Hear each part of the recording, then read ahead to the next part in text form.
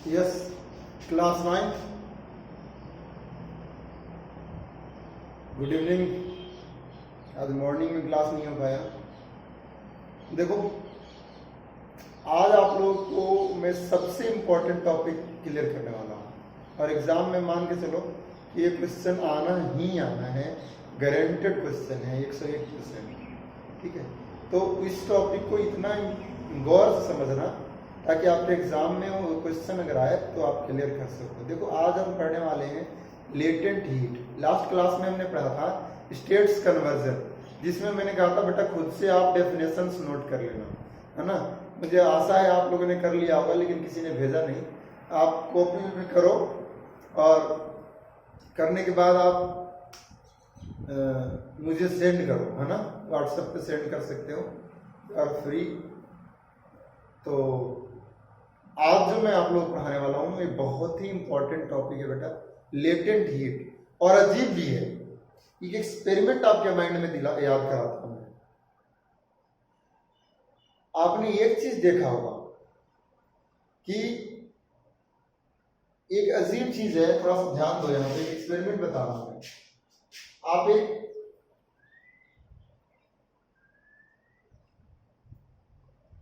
ये आपका स्टैंड है,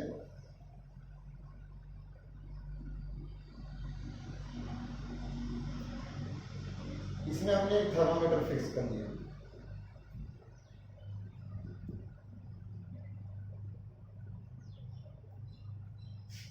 इसमें पानी भर दिया हमने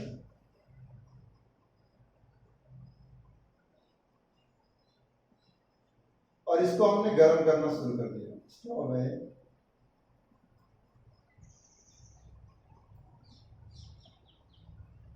जब हम गर्म करते हैं तो हम देखते हैं कि इस थर्मामीटर की टेम्परेचर बढ़ने लग जाती है बेटा। ये अगर मान लो कि 30 डिग्री सेल्सियस है तो 30 डिग्री सेल्सियस से इंक्रीज होकर के ये पहुंच जाता है 100 डिग्री सेल्सियस पे। और जैसे ही 100 डिग्री सेल्सियस से पहुंचता है हम हीटिंग कंटिन्यू रखते हैं, लेकिन ये 100 से ऊपर नहीं जाता है। 100 से ऊपर ये नहीं जाता है। आपके माइंड में आना चाहिए कि जब मैं हीट कर रहा था तो इसका टेम्परेचर बढ़ रहा था, लेकिन अभी हीट कर रहा हूं मैं, जब 100 डिग्री सेल्सियस पहुंच गया हमारा टेम्परेचर, तो अब भी मैं हीट कर रहा हूं इसको, लेकिन इसकी टेम्परेचर नहीं बढ़ रही है। ऐसा क्या कारण है? आपका जो हीट अब जो हीट कर रहे हो कहां जा रहा है? जादू है क्या है? तो इसको आज हम लोग समझेंगे। ये क्लास 9 है और क्लास आज तारीख कितना बेटा? 3 है, 6 महीना है और 2020 है। और चैप्टर का नाम है मैटर इन आवर सराउंडिंग्स। अब एंड तक पहुंच चुके हैं चैप्टर के। Matter in our surroundings.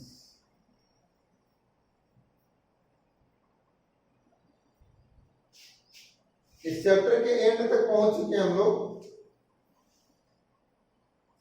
और ये क्लास 9 का है, क्लास 9। देखो बेटा, कॉन्सेप्ट यहां पर ये है, बहुत बड़ा क्वेश्चन है और आपके माइंड में लग रहा होगा, अगर नहीं लग रहा तो लगना चाहिए कि एक्सपेरिमेंट हमारा ये है कि ये पानी है, ये थर्मामीटर है, और जब हमने पानी को गर्म करना शुरू किया, जब हमारा 30 डिग्री सेल्सियस था, जब इसको गर्म करना शुरू किया मैंने, तो थर्मामीटर की रीडिंग जो है वो बढ़ने लग गई। थर्मामीटर की जो रीडिंग है वो बढ़ने लग गई। नहीं समझ में आया? ये जो थर्मामीटर की रीडिंग है ये इंक्रीज होने लग गई और जैसे ही 100 डिग्री सेल्सियस पहुंचा, इस थर्मामीटर की रीडिंग जो है, टेम्परेचर की रीडिंग जो है वो स्टॉप हो गई। अब बढ़ ही नहीं रहा है, जबकि आप हीटिंग कंटिन्यू कर रहे हो।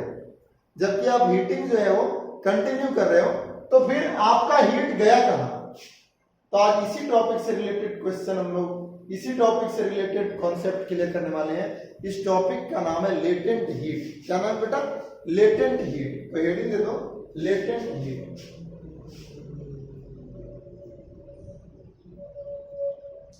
ये पहला बार आपके बुक में नाम सुना होगा आपने, लेटेंट हीट। देखो बेटा, लेटेंट का मतलब होता है छिपा हुआ। लेटेंट का मतलब क्या होता है? छिपा हुआ। छिपा हुआ का मतलब क्या हुआ कि जो आपने हीट दिया वो छिप गया। छिपा हुआ का मतलब क्या हुआ बेटा कि जो आपने अब हीट दिया वो छिप गया। लेटेंट हीट, छिपा हुआ गर्मी, छिपा हुआ उष्मा।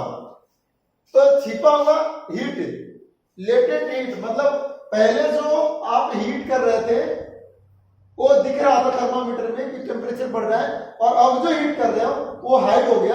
तो क्यों हाइड हो गया, कहां गया वो, क्या वो टेम्परेचर, वो एनर्जी क्या गायब हो गई, वो एनर्जी क्या गायब हो गई। तो इसी चीज को डिस्कस करने के लिए आज हम लोग बात करेंगे। देखो बेटा, मैंने आपको बताया था कि जब हम किसी स्टेट के मैटर को, जैसे सॉलिड, लिक्विड, गैस, किसी भी स्टेट में, जैसे ये लिक्विड स्टेट है, तो किसी एक स्टेट के मैटर को जब हम गर्म करते हैं तो इसके जो पार्टिकल्स हैं वो काइनेटिक एनर्जी को गेन करता है। किसको गेन करता है, काइनेटिक एनर्जी को। और काइनेटिक एनर्जी की गेन करने से इसके पार्टिकल्स के बीच में डिस्टेंस बढ़ने लग जाता है। मैंने क्या कहा, जब आप किसी भी स्टेट के मैटर को गर्म करते हो तो उस पार्टिकल्स में काइनेटिक एनर्जी गेन करते हैं, और उस काइनेटिक एनर्जी की वजह से इसके बीच में डिस्टेंस, पार्टिकल्स के बीच में डिस्टेंस क्रिएट होने लग जाता है। और वो डिस्टेंस एक समय पे ऐसा हो जाता है कि उसके जो बॉन्ड है वो टूट जाता है, और जो आप हीट करते हो इन्हीं इंटरमॉलिक्यूलर, ये जो पार्टिकल्स के बीच में जो फोर्स ऑफ अट्रैक्शन है उसको तोड़ने में यूज्ड अप हो जाता है। क्योंकि ये स्टेट चेंज होने लग जाता है, 100 डिग्री सेल्सियस में स्टेट चेंज होने लग जाता है। और स्टेट चेंज कब होता है, जब इसके बीच का जो पार्टिकल्स का जो फोर्स है वो ब्रेक हो जाता है। पार्टिकल्स का जो फोर्स, इंटरमॉलिक्यूलर जो बॉन्डिंग है वो ब्रेक हो जाता है, और आपके द्वारा जो हीट दिया जा रहा है इसी बॉन्डिंग को तोड़ने में इस्तेमाल हो जाता है, इसलिए टेम्परेचर नहीं बढ़ जाता। पहले टेम्परेचर क्यों बढ़ रहा था, क्योंकि ये स्टेट चेंज नहीं हो रहा था, वो सिर्फ गर्म हो रहा था, वो था लिक्विड में, इसलिए स्टेट चेंज नहीं हो रहा था। और स्टेट चेंज नहीं हो रहा था इसलिए आपकी एनर्जी जो है वो यूज्ड अप नहीं हो रही थी, वो हीट बढ़ा रही थी पानी की। लेकिन जब 100 डिग्री सेल्सियस में पहुंच गया तो वही वाटर वेपर में कन्वर्ट हो गया, गैसियस स्टेज में, और जो आपने जो हीट दिया वो हीट एनर्जी जो है अब इस्तेमाल, यूज्ड अप हो जा रहा है to convert the state of the material, to break the bond between the particles. इस पार्टिकल्स के जो बॉन्ड है उसको तोड़ने में यूज्ड अप हो जा रहा है, इसलिए इसका टेम्परेचर नहीं बढ़ पा रहा था। तो इससे समझ में आ गया बेटा कि why temperature do not rise during the state conversion, it is because this heat energy is being used up in breaking the bond, breaking the intermolecular bond. Is it clear? Intermolecular bond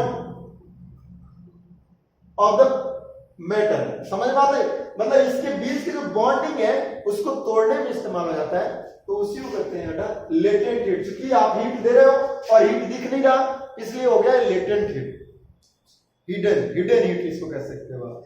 तो देखो latent heat दो प्रकार का होता है बेटा, एक अब स्टेट भी दो प्रकार का होता है, एक सॉलिड से लिक्विड और लिक्विड से गैस। तो लेटेंट हीट भी दो प्रकार का होता है, लेटेंट हीट ऑफ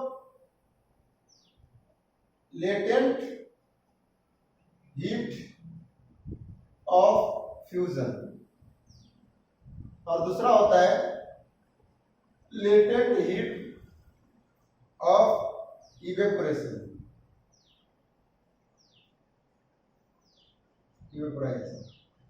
तो आप दोनों को लिख लो बेटा, डेफिनेशन समझ गए होंगे। Latent heat of fusion,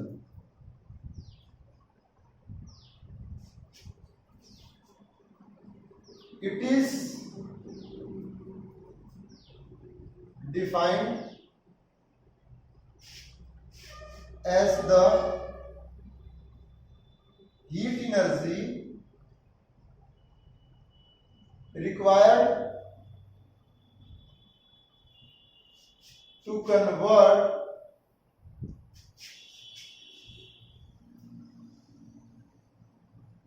one kilogram of solid to liquid state without rising in temperature.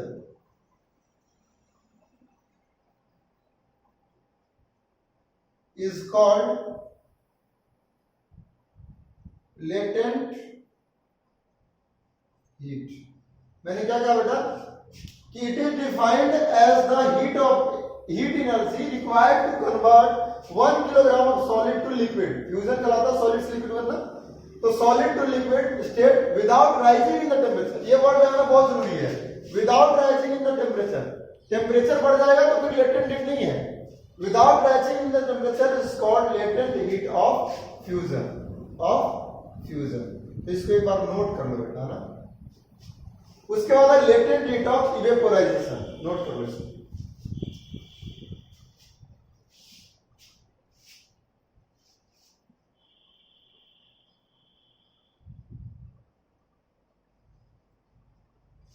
देखो अब अगला जो टॉपिक है लेटेंट हीट ऑफ इवेपोराइजेशन. बस थोड़ा सा चेंज है बेटा डेफिनेशन में.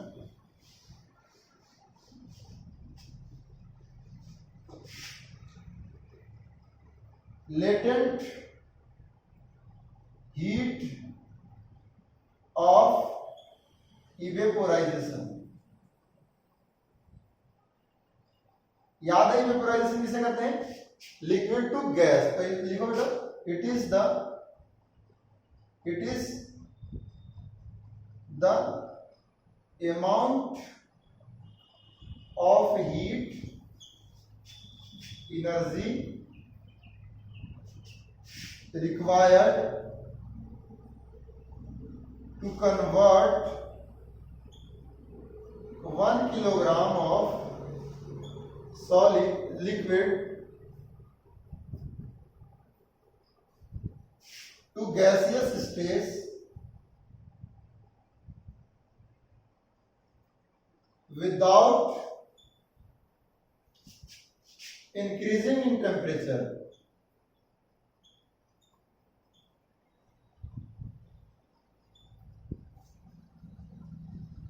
Is called latent heat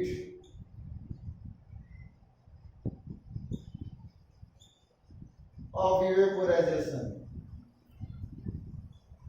क्योंकि टेम्परेचर बढ़ जाएगा तो खेल खत्म. टेम्परेचर बढ़ गया तो लेटेंट हीट नहीं है, ये हिडन हीट है बेटा. ये कहां इस्तेमाल हो रहा है? In breaking down the bonding, intermolecular bonding, intermolecular force of the particle, जिससे एक दूसरे से बंधे हुए हैं उसको तोड़ने में इस्तेमाल हो जा रहा है. तो आप इसको समझ गए होंगे. लेटेंट हीट ऑफ फ्यूजन और latent heat of evaporisation. 1 kilogram liquid से गैस बनना इवेपोराइजेशन है, और 1 किलोग्राम सॉलिड से लिक्विड बनना क्या कहलाता है? फ्यूजन है. लेटेंट हीट ऑफ फ्यूजन है. तो ये क्वेश्चन और लिखवाना चाहूंगा, पहले इसको नोट कर लो फिर last topic.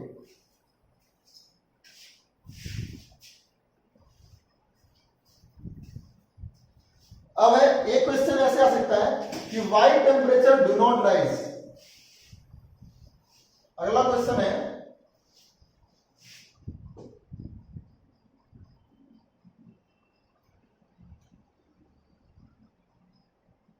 why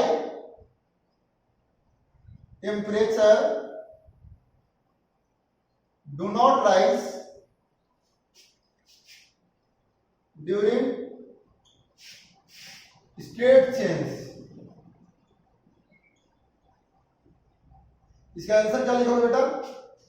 it is because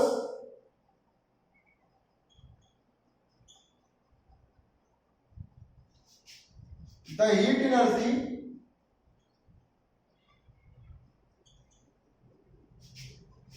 provided by us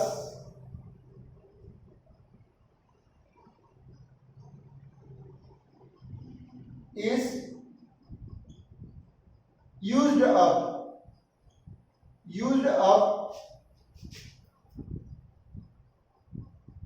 in breaking the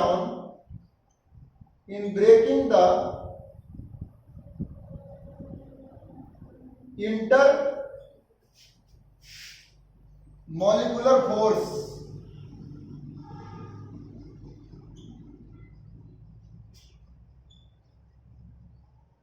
of the matter.